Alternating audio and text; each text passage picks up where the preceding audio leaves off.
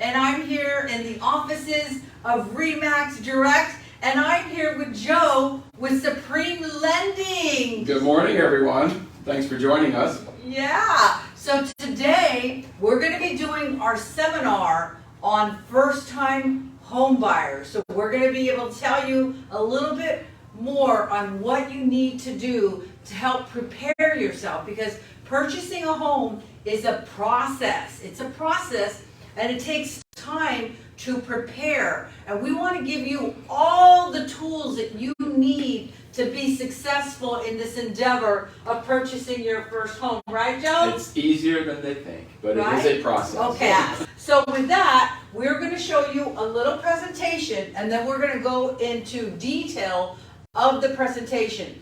If you would like to get more information on what you need to do for your first time home, we have some amazing step-by-step booklets, 10 steps to prepare yourself to purchase your first home.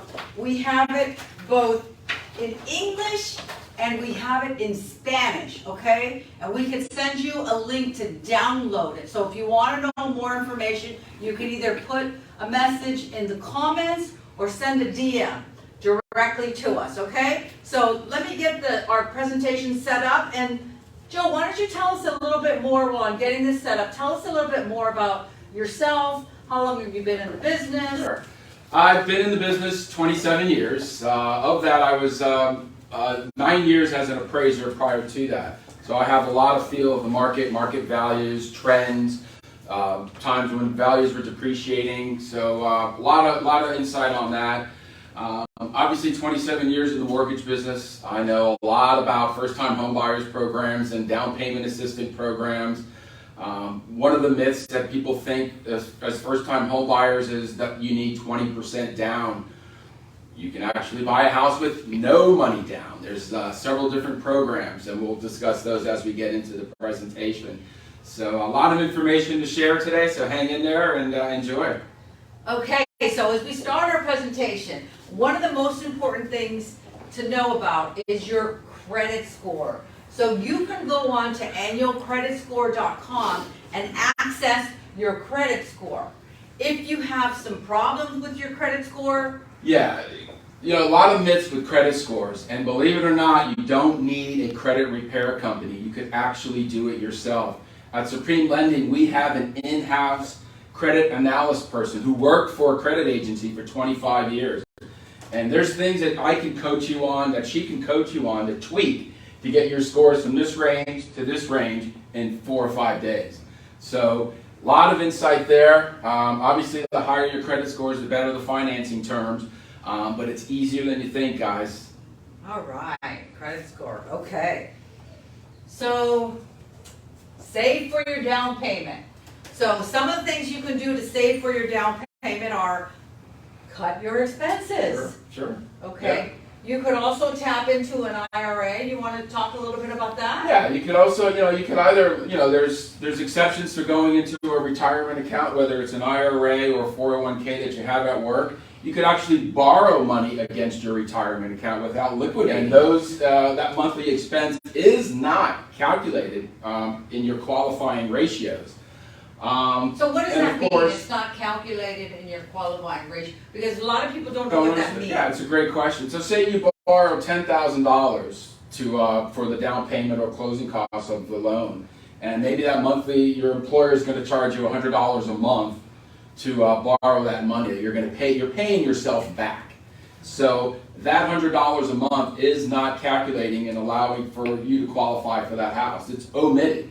So car payments are calculated, or credit card payments are included in your qualifying ratios, okay. Or maybe student loan payments are included, but payments on investments are not. They're omitted. So you can borrow against it and not have any impact on qualifying for the house. So here's a big question that everybody's asking, Joe. Mm-hmm.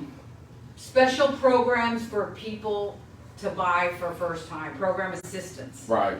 Can you tell us a little bit? Yeah. What are maybe the most popular ones that you're aware of? The most popular ones are the FHA, the government loans. FHA, VA, or government loans. And they have actually 2 loan programs where there's no money down. So, and the restriction with FHA is that their maximum loan limit in Dade, Broward, and Palm Beach counties is $460,000. So anything above that, now you're into another type of. Now there's the Florida program, which is the Hometown Heroes. You've probably heard a lot about that. Yes, yes. That is a $25,000 towards closing costs and down payment. They can give you all of it, max at 5% of the purchase price. 25,000. Okay, For so money, but you have to have like a certain profession. okay, so who are the hometown heroes? I have yeah. It's the people in healthcare, police officers, the first responders, teachers. So that's $25,000 to use down payment and closing costs. Do you have to pay that back? No. What? No. Yeah. It's so. free money. You don't have to. So, oh gosh, you guys. Yeah. Okay, so you need to find out more about that. Send us a message. Yeah. So the myth of do I need 20% down? No. Wow. Also the myth too. People think on condos. Do I need 20% down to buy a condo? No. No. You can use any of these programs to buy a condo as well. Wow. So that's awesome. Yeah. So it's a great time to buy a place if you're thinking about buying, right? Absolutely. Absolutely. Yes. Okay. So here's the question. How much can you afford? And I always tell my people, step number one. A lot of times people come to me and they say, oh, I want to buy something. Let's start looking. And I always tell them, guys, you need to get pre-qualified before you start looking. You need to talk to Joe before you start looking.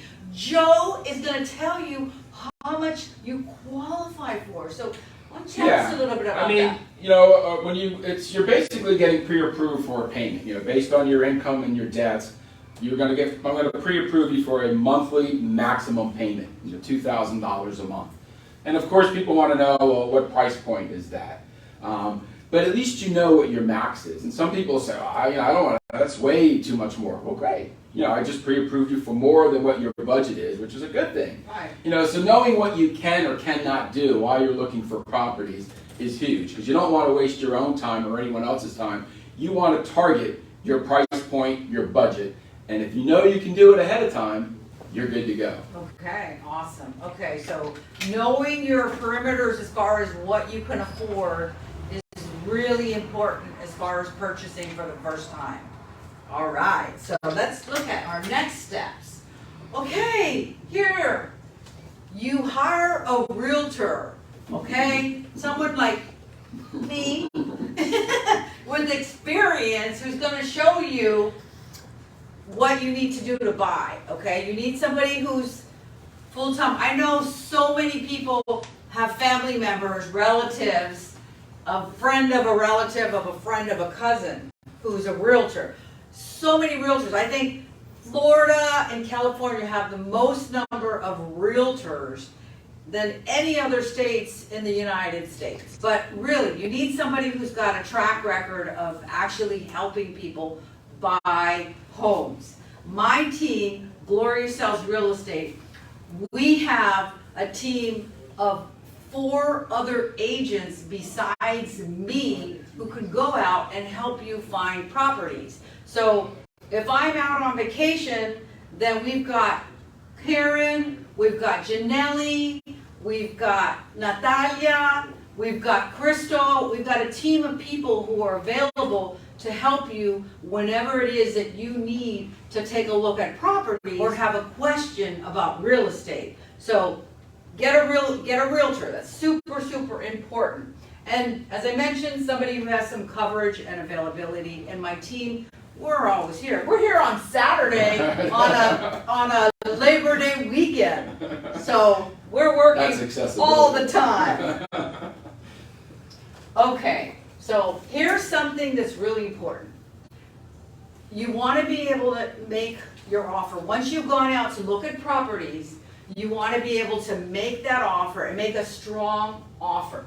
So typically what happens is that we're going to take a look at the comparable market analysis. So that what that means, it's like a bunch of gibberish. What it means is that we're going to look at all the houses that have sold, or condos or townhouses, whatever it is that you're purchasing, we're looking at the property similar to the property that you want to buy, and we're going to give you an idea of what the value is of the property, okay?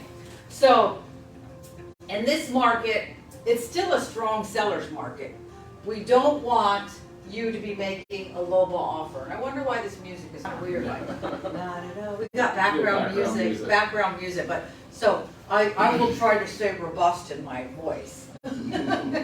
So you don't want to make a lowball offer. I know sometimes people think, oh, let's just make a lowball offer. You don't want to make a lowball offer. Don't start with a lowball offer. You need to make a reasonable offer if you want to purchase a property. There's still some bidding wars. There's still people who are, there's still more buyers than there are sellers in this market today. From an appraisal standpoint, the definition of a seller's market, there are homes that are on the market for 90 days or less. That's 3 months of marketing time. It's still considered a seller's market. Right. An imbalanced market is anywhere between 3 to 6 months. So even though homes are on the market a little bit longer, they're still hovering around 30 days. And yes, over the last 2 years, there might have been 18, 19 offers on a home. There's still, in most cases, sometimes 30 offers. Sometimes 30 offers and crazy. There's still multiple offers. Now the definition, it's, on average nationwide, the statistics are like 3 to 6. 3 to 6 help drive up prices. You just need more than one to compete, and so you're still in. And values are still appreciating from July 2021 through this past July. Nationwide, homes appreciated at just under 10%. Still a very strong. Absolutely, and it's interesting because I've been tracking the home sales in this city that we're in, where our office is, Coconut Creek. In January, when I looked at the numbers as far as how many homes were for sale, single family, there were 18 single family homes for sale. Last Friday, there were 68 single family homes for sale. So there's so many more choices. And I was showing properties last Saturday, and it was so awesome. I showed 8 single family homes. We made offers on 3. They all had multiple offers. We got 1 accepted, but there's so many more choices now than you had before. So you got to think about it. You've got lots of options. Right. You still need to make a strong offer, and you still need to take a look at what your contingencies are. Contingencies mean is that, for example, typically when we write an offer, we're going to put a couple different things in there. One is we're going to put in an inspection period. How many days are you going to have to be able to do your due diligence and do inspections on the property? So that's one thing. You also have to, when are you going to put down your deposit? So there's a couple things to look at as far as contingencies, and we'll guide you on what we think is the best and wisest move as far as your contingencies are concerned. Joe, as far as appraisals, how long is it taking now in the market to do appraisals? Oh, they're coming back within 4 or 5 days. At Supreme Lending, that's the first thing we do. So when I create an application, the first thing that is done is the appraisal before anything else, even before we actually disclose the application disclosures to the borrower. So that appraisal is ordered up front and always has been. So now they're coming back within 4 or 5 days. So to do a 10-day loan commitment, which includes the appraisal, is just kind of the norm for us right now. Okay, excellent. So get that out of the way. Which is helping with a lot of offers. People want to know what the values are Sooner than later. Yeah, they want to make sure that whatever the seller wants to know, will this deal stick? Yeah. And if it doesn't appraise, then it's another negotiation. But one of the other things that we look at as far as negotiation is the inspection. So we're looking at inspecting between, in this market right now, probably between 5 and 7 days for inspections. In other markets, you look at longer periods, but right now, 5 to 7 days. So it's really important, once you go under contract, to hire a reputable inspector to inspect the home. The inspector is going to look at a couple different things.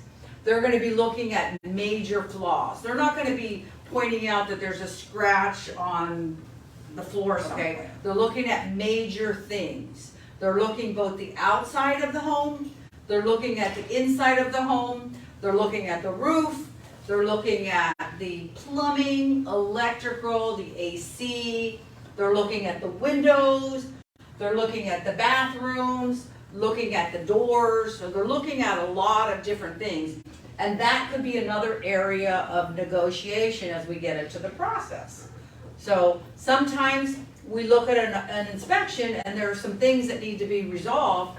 So we go back to the seller and we say, listen, Mr. Seller, we noticed that there were about $5,000 worth of things that need to be repaired. Can you, number one, either repair these things, or number two, give us a credit for those repairs? And that, of course, is a point of negotiation. Whether you get that or not, seems, we see as we go along. Every transaction is unique and different. Okay, so here we go.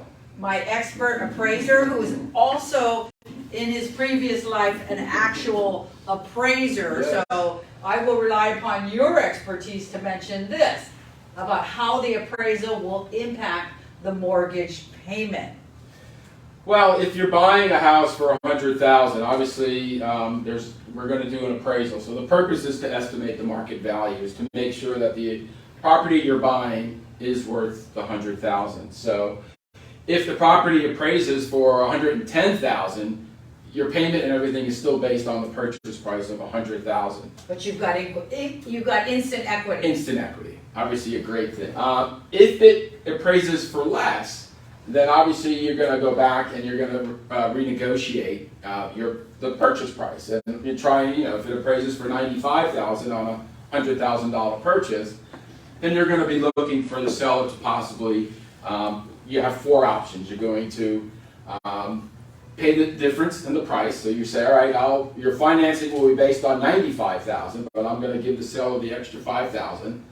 Option two would be the seller says, all right, I'm going to drop the price from $100 to $95. Option three is, well, maybe the buyer and the seller agree to split the difference somewhere. Or option four is, typically you have an out and say, well, I'm going to cancel this. So it will not make your payment any higher than initially at the time of application, but if you are able to renegotiate down to the market value of the property, your payment will actually be just a little bit lower.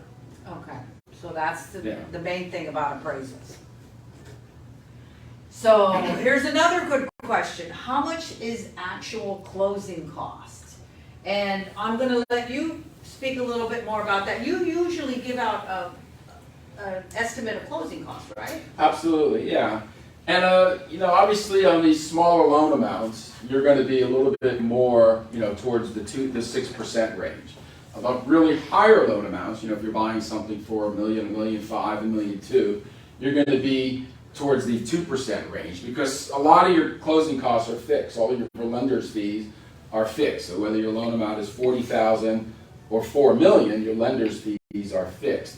So as a really rule of thumb in this market, based on the average purchase price on condos and single families in Coral Springs, Coconut Creek, Margate area, a good rule of thumb would be probably about 3% of the purchase price. So if you were buying a $400,000 house, and you were looking to put as little down as possible, maybe 3%, Okay. Your cash out of pocket would be 3%, $12,000 for your down payment, and then estimate maybe another 3% of the purchase price for closing costs, $12,000. Okay. So in your mind, you're going to need $24,000, $25,000 to close on a $400,000 house, putting 3% down. And in some cases, you can ask the seller True, yeah. for credit. You can ask them 3% towards closing costs. In some cases, depends. 2 years ago, in the last 2 years, you could never get that. But, the market may be changing a little bit, and it may be a point where you are able to ask. And those are standard. Also we discussed the no down payment programs earlier, so that would also reduce your cash to close if you decided to do one of those programs. There's obviously, but as a rule of thumb, I think if you use 3.5% of your purchase price, based on the average for the area, would give you an idea of your estimated closing costs. Okay, excellent, Yeah. excellent. So, all right, so it's wonderful. you've made an offer on a home, you did the inspection, the appraisal was done, you're getting ready to actually close. One of the things that you must do, I recommend that you do this. I know some people don't do it, but I highly recommend that you do a final walkthrough before you actually close on the property. Some of the things that you need to do in your final walkthrough is you need to turn the lights on, you need to check to make sure the appliances are working, the hot water is still running. If the seller agreed to make some repairs, you need to make sure that those repairs were done and that they show receipts that the work was actually done. So ask for an invoice.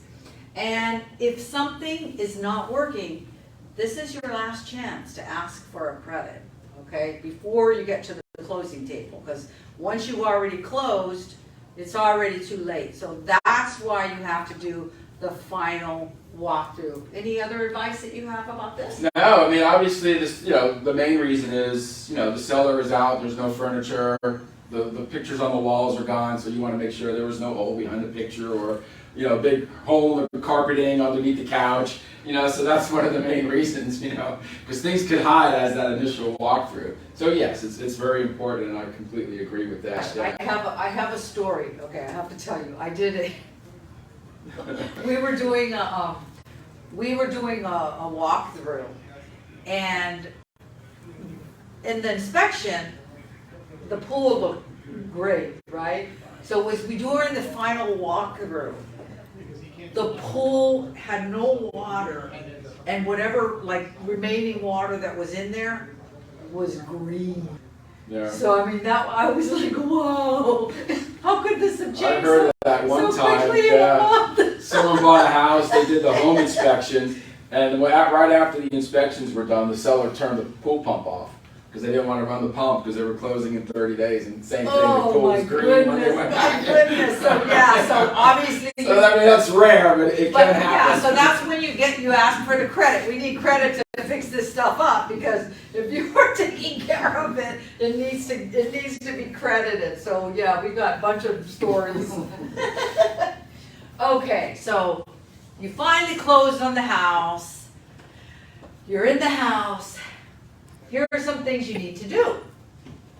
I recommend, if all possible, that you make the repairs or paint before you move into the house. You also want to be able to change the locks, because you don't know who had keys to the house. So change your locks, turn on your utilities. And every city has different rules for water. So find out what the city rules are for the water to the city that you're moving into. Typically for Florida, if you're turning on electricity, you're going to fpnl.com to turn it on, and you can do that online or on the phone. And then give the house a nice, good cleaning. Any other recommendations, Joe? Yeah, I mean, the water thing is huge, because a lot of cities have had water restrictions, so watering your lawn on certain days, and you don't want to move into a house. You're a first-time home buyer, you're happy, and then you get a citation because you watered your grass on Wednesday and it should have been Thursday. So, but wow. So this is important to find those things out. So, but other than that, yeah, these are great ideas. All right, so congratulations, you own your home. So do you want to tell our people here any other things that they need to be aware of as far as purchasing their first home? Yeah, I mean, the pre-approval is so important. Whether you're ready to buy now, towards the end of the year, or even next year, the sooner you know what your options are, the better. So it doesn't cost anything to get pre-approved, and at least you know what you can and cannot do. And if there's things like credit that we need to work on to get credit scores up, or maybe some debts to pay off to get into a higher price point, why not know now? Even if you're ready for next summer, at least you know how to prepare. And if you are ready now, having a pre-approval, you cannot make an offer without it. So if the seller is going to accept the offer, they want to make sure if they're going to take their house off the market, that you've been pre-approved and it's going to close. So it is a big, big point before you start. So Joe, how long does it take to get a pre-approval? 48 hours. So typically, from the time that someone sends me their documentation, I either complete them the same day or no later than the very next day. So what are some of the things that someone needs to get a pre-approval? What are the documents? I mean, if you're just a typical W-2 employee, you work for a company, you're looking for 2021 W-2s, current pay stubs, year-end pay stubs, and then assets. If we talked about liquidating 401ks, so you need checking and savings accounts, 401k accounts, if people have any investments, things like that. So they have to prove that. Yeah, it's part of the cash to close. Providing all your assets, whether you got millions and millions of dollars, a loan has never been denied for having too many assets in a file. So it's not going to hurt. So it just makes financing a lot stronger. So gathering all that documentation, and some people do intend to liquidate or maybe borrow against a 401k if they're not doing a down payment assistance program. So can somebody get a pre-approval if they're getting money from a family member? Absolutely, yeah. So even if even with the down payment assistance programs, if you're putting no money down and you have to come out of pocket with closing costs, that can be all gift. That can be from a family member. So. And if you were putting maybe 3% down or 5%, or even if you were fortunate to put 20% down, 100% of those funds can also be a gift from a family member. Wow. So, there's a lot of assistance. The myths of I need 20% of my own money, I don't have it in the savings, I could never buy. Just throw them out the window. You can buy. There's lots of programs out there for you. Yeah. Sometimes I've heard from people say, oh no, my credit is going to be run. Is that going to ding my score? Yeah, that's a great question. I like that question, yeah. So I hear that a lot, I don't want my credit pulled. A credit inquiry has never and will never make good credit status, and it's a myth. So having your credit pulled does not impact your credit scores. You're not going to have an 800 credit score and I'm going to pull your credit and it's going to be 700. It just doesn't happen. So that's a good point. Yeah, when the credit profiles with the credit agencies, there's Experian, TransUnion, and Equifax. In their modules of evaluating credit scores, each industry is different.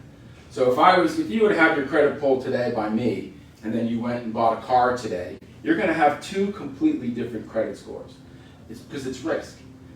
Borrowing a couple $100,000 on a mortgage is a little bit more riskier than maybe borrowing $50,000 or $60,000 on a car.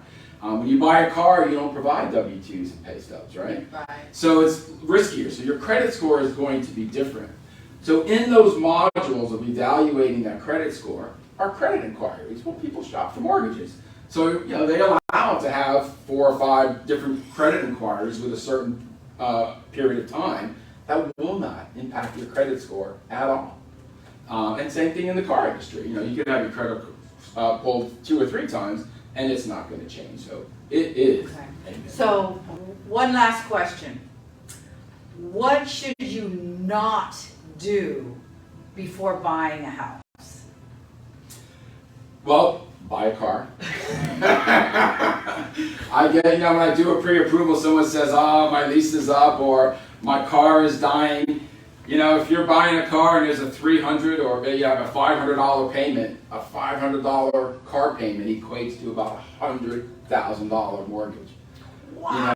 So if you were qualified for $400 and you went out and bought a car, that $400 is now going to be $300. So even more of a reason to get pre-approved, because if you're having a car coming to an end or you're thinking, get pre-approved, know what your options are. And then tell me, hey, I need a car, I'm going to buy a car, and then we'll complete your pre-approval based on that. So when it's time for you to buy, you're going to know exactly what you can. Okay, Joe, what happens if I found this great job and they're going to pay me more money, and so I want to go move to that company? Congratulations, great. All we need is the offer letter.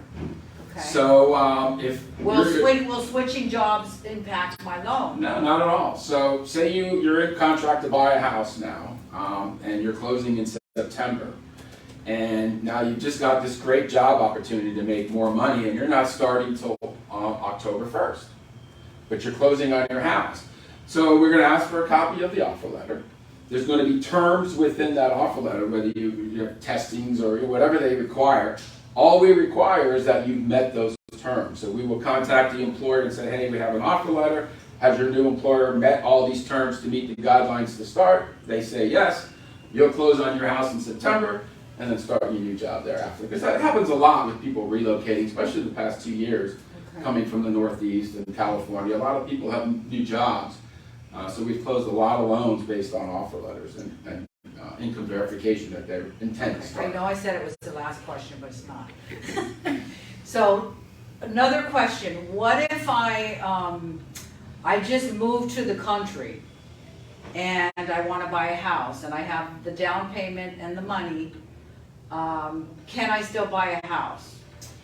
Well, the foreign national loans are really for people who are foreign nationals and live in another country. So the foreign national loans do verify income through CPA letters from the country. So if you've already established yourself in the States within just a couple of months and you don't have any history yet, it could be a little bit challenging. But as a true foreign national living in another country, those loans exist. Yes, you can. Okay. Yeah. Okay, what about if I want to buy a house and I have all the money and I've been living here for a couple years and I own a business, but I don't have a green card? That's fine. Yeah. No, you can certainly buy a house. Yeah. Okay. Without a green card, you would be on a work visa, some type of visa, and there's a whole list of eligible visas that are allowed. There's only a handful, limited number that are not allowed. So the majority of them, pretty much every lender is going to lend on. So you guys, there is no excuse, there's no reason to not buy a home, or at least prepare to buy a home in this market right now, okay? It's still a great market. Let's talk about, just real quick, interest rates. Yeah, that's great. Obviously, the last 2 years, rates were super low. And 2022, the year of rising interest rates. Couple of things. When the Fed is raising the Fed funds rate that we hear on the news, which is a short-term rate, if you look back historically over time, one of the repercussions of the Fed raising rates is slowing down the economy to tame inflation, which potentially could push us into a recession. One of the effects of that is long-term mortgage rates typically drop. So as the Fed continues to raise rates, it's more than likely we're going to start seeing rates drop towards the end of the year, maybe next year. So the point is, there's a lot of people buying, their forever home right now, but it's not going to be their forever loan. The average length of a mortgage. Not your forever loan. Not your forever loan. I've heard that you're just dating. Right. So it's a temporary thing. Even when rates are low, the average length of a mortgage is still only about 5 years. If you think in your head how many homes you've had or how many mortgages you've had, you probably haven't had one more than 5 years on average. Maybe 6 or 7, but some people sell 2 or 3. So the average length of a mortgage is only about 5 years.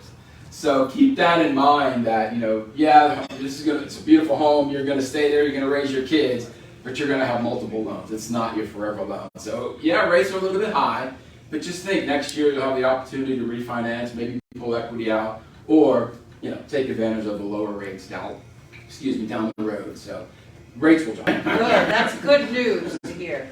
So we want to thank you guys so much to coming to our Facebook Live First Time Home Buyer Seminar.